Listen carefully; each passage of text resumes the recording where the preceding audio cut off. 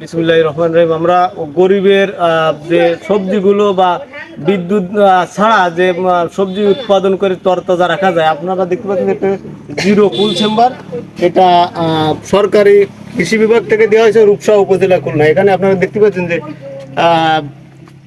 1 থেকে 5 দিন পর্যন্ত সবজি এখানে কিন্তু একদমই সতেজ থাকবে। আমরা যে চেম্বারটা করেছি চতুর্বার্ডে একটা করা হয়েছে, ডিভাইডেড করা আছে যে পানি এবং বালি এই যে দেখা যাচ্ছে, এবং পাইপের মাধ্যম দিয়ে ওখান থেকে চেম্বার থেকে পানি আসবে।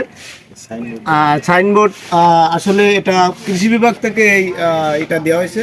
30 জন আদর্শ 30 জন চাষি এখানে সবজি রাখতে পারবে এবং বাইরের লোকও রাখতে পারবে। এখানে যে চেম্বারটা করা হয়েছে, এখানে যদি আমরা খোলা কোনো সবজি রাখি তা 90 কেজি সবজি এখানে রাখা যাবে। আর হচ্ছে আপনার যদি আমরা ওই ট্রেতে করে রাখি তাহলে আপনার 15 কেজি করে 15-90 আবর্জনা।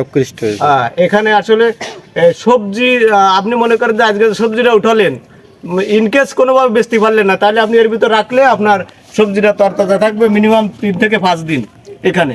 তো আসলে আপনাদের যারা এই ধরনের প্রযুক্তি ব্যবহার করে আপনারা এই কুল চেম্বার করতে চান, এর একটা প্রকল্প প্রত্যেকটা চাষির বাড়ি যদি থাকে তাহলে তার আর সবজি নিয়ে কোনো দুশ্চিন্তা থাকে না।